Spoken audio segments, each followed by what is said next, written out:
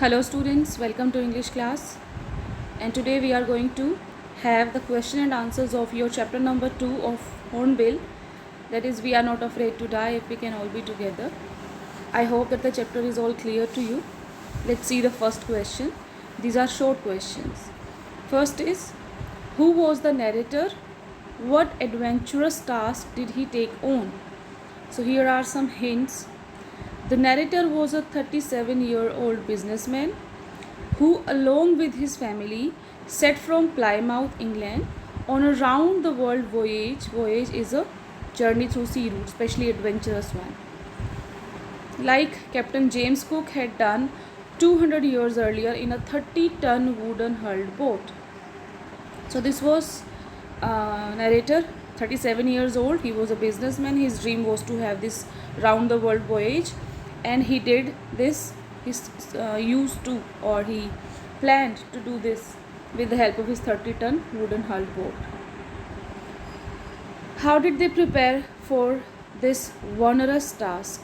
Onerous, you can say, again, the one which is very dangerous, the one which is very risky, adventurous. For 16 years, they spent all their leisure time, free time, improving their seafaring skills in British waters. They bought a boat, Wave Walker is the name, which is 23-meter long, 30 ton in weight, wooden hulled vessel. Vessel is used for ships and all the kind of you can say vehicles in the water, that had been professionally built. They spent months fitting it out and testing it in the roughest weather that they could find. So this is how they did preparation for this. This is important question. For 16 years, it was a very long time they practiced like this. How many people were there in the boat? First, when the journey began, the four of them, the narrator, his wife Mary, son Jonathan, who was 6 years old, daughter Suzanne, who was 7 years old, sailed for 105,000 kilometers to the west coast of Africa to Cape Town. They took on 2 crewmen with them, an American Larry Wiesel and a Swiss Herb Siesler, before settling sail on the southern Indian Ocean. So before setting sail, they hired 2 crewmen. So in total, there were 6.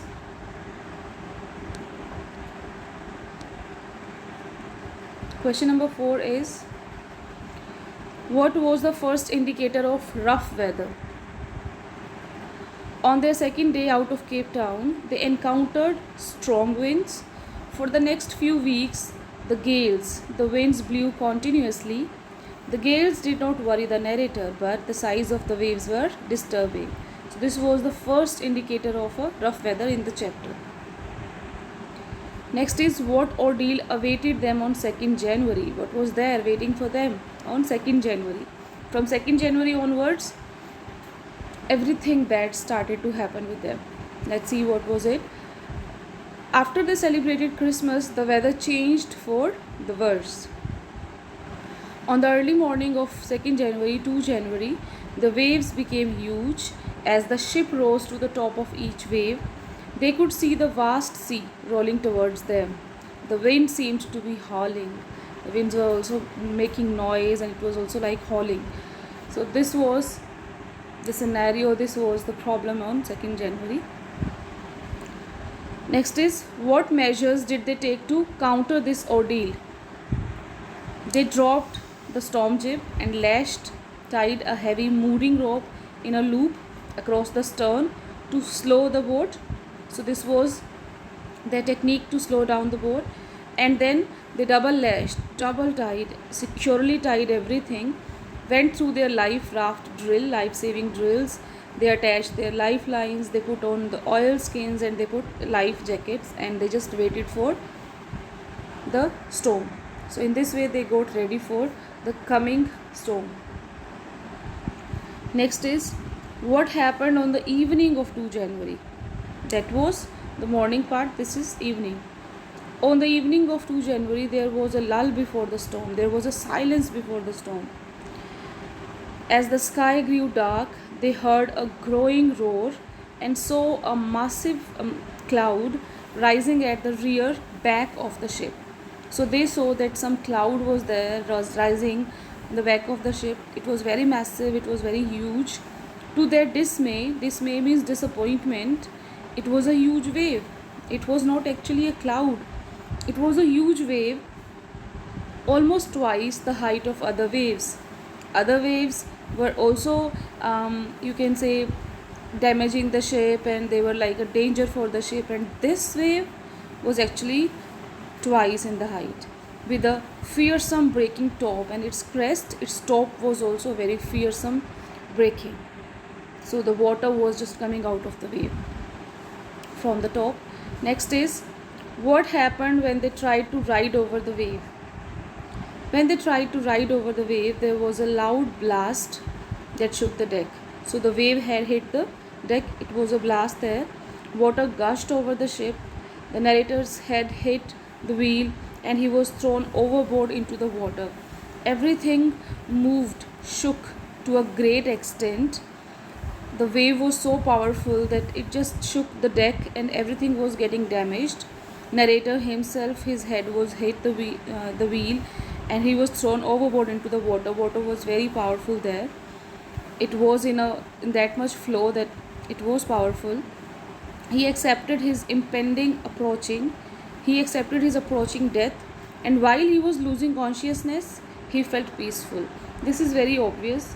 When you lose your consciousness, you get unconscious. You just forget about each and everything around you, whether it is for a happy note or it is for a sad note. You forget each and everything and you become peaceful. Next is, how did the narrator get back to the ship after having been thrown into the sea? Okay, he was thrown by the water. So how did he get back to the ship? After the narrator felt he was losing consciousness, his head suddenly popped out of the water. He was getting drowned in the water, but suddenly his head came out of the water. A few meters away, he saw Wave Walker nearly overturned. He saw that the boat Wave Walker was nearly overturned. It was getting upside down. Then a wave threw it upright. Then he saw that another wave came, and luckily it threw it upright. He grabbed the guardrails and sailed through the air into Wave Walker's main boom, and then he was able to come back to the Wave Walker. The waves tossed him onto the deck like a rag doll, and when he was there on the deck, he was tossed by the water like a doll, which is very light, made of cloth. That is the rag doll. So he was also like a rag doll for so powerful water. Next is, how did they manage to throw out water from the ship? This is very important, in short and in long as well. With the narrator's wife Mary at the wheel, the narrator half swam, half crawled into the children's cabin. He was not able to walk. He was either swimming or crawling, where he found a hammer, screws and canvas and struggled back on deck. And then he came back on deck. He secured waterproof hatch covers across the wide open holes. Okay, so waterproof hatch covers were there, and wherever there were holes, they were secured. With Herb and Larry's assistance, he managed to throw out water. With water pumps, he also pumped out the water. Next is, what were the difficulties that they faced that night of 2nd January? That is the date 2nd January, and all the happenings are the most important one in this chapter. So it is about especially that night. The night was bitterly cold and they were pumping water out of the ship. Of course, it is January month. It is cold weather wise also, and it is cold their emotions wise also. It was very tough for them. They were pumping water out of the ship, steering the ship and working the radio. Moreover, they were getting no replies to their calls for help. There were no reply to their mayday calls, as they were in a remote corner of the world. So they were just pumping out the water and trying to connect to radio for their help, but it was not working. Next is, what injuries did Sue sustain? What does it reveal about her? She had bumped her head and there was a big bump above her eyes. She had 2 black eyes and a deep cut on her arm. So these were the injuries she had to face when the huge wave hit the Wave Walker. She showed remarkable maturity for a 7-year-old when she said that she didn't want to worry them when her father was trying to save all of them. When later on, the narrator came to know that not only she had a bump above her eyes, she also had a deep cut on her arm, and the father asked Sue, "Why did you not tell this before?" At this point, if you remember, Sue had said that I didn't want to worry you when you were trying to save us all. So in this way, you can see how mature she was. Although her age was just 7 years old, but she behaved maturely.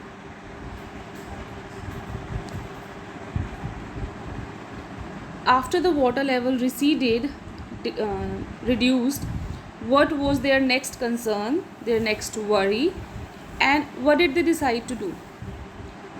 The answer can be, having survived 15 hours since the wave hit, the narrator checked the charts and calculated that there were two small islands a few hundred kilometers to the east.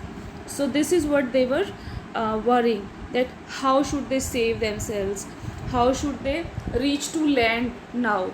There was not enough, you can say, power in the Wave Walker that they could reach Australia, so they were searching for two small islands. One of them was Ile Amsterdam. Knowing Wave Walker would not hold for much longer, they decided to reach the island. So they had to drop their idea of that round the world voyage, and they were trying to just reach the island which was the nearest one, that was the Ile Amsterdam. So it was their main concern now. But our respite was short-lived. Why does the narrator say so, that their respite, their relief was short-lived? By 4th January, they ate their first meal in almost 2 days. For 2 days, they could not eat anything, pumping out most of the water, but their breath was short-lived. Their relief was short-lived. Soon after, black clouds gathered and the wind rose to 50 knots. Okay, on 4 January again, the weather began to get worse. The wind got speedy and the black clouds again appeared.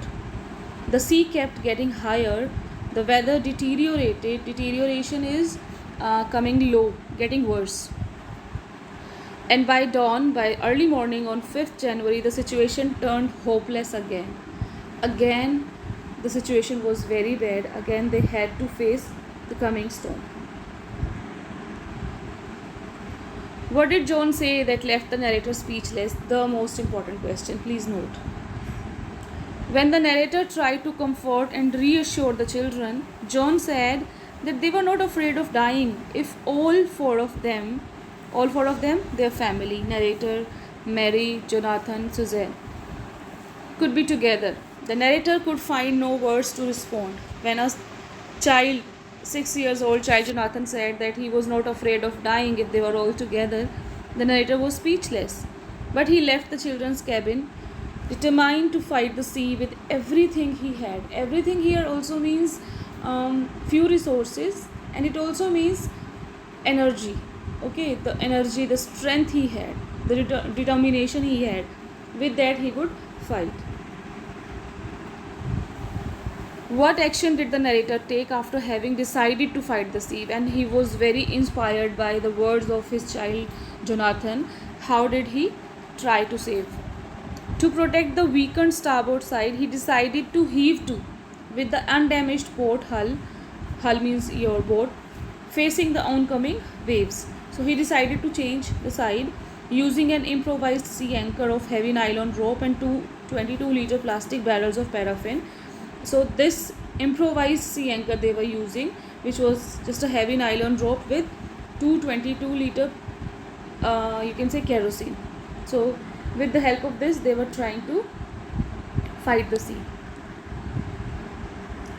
Now come for the long question. The narrator and his wife had longed to sail, desired. What did they do to accomplish their dream?